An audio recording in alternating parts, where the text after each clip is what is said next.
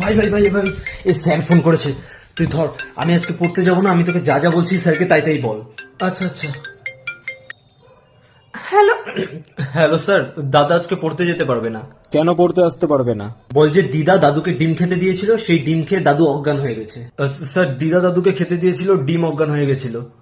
আরে ডিম অজ্ঞান হয়নি, দিদা দিয়েছিল ডিম আর অজ্ঞান হয়ে গেছে। স্যার, ডিম অজ্ঞান হয়নি, দিদা অজ্ঞান হয়ে গেছে। আরে দিদা অজ্ঞান হয়নি, দাদু অজ্ঞান হয়ে গেছিল, দিদা দিয়েছিল ডিম, সেটা খেয়ে। স্যার, ডিম অজ্ঞান হয়ে গেছে দাদুকে খেয়ে। আরে ডিম কিভাবে অজ্ঞান হয়? দাদু খেয়েছিল ডিম আর দিদা অজ্ঞান হয়ে, দাদু অজ্ঞান হয়ে গেছে।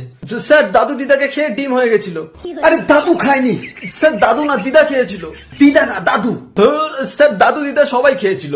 আরে সবাই না, দিদা দাদুকে ডিম দিয়েছিল। স্যার, দিদা ডিম পেড়েছিল। আরে না না স্যার, দাদুকে ডিম খেয়েছিল, দাদুকে দিদা খেয়েছিল, ডিম অজ্ঞান করে। দাদু দিদা, দাদু ডিমের সাথে বিয়ে করে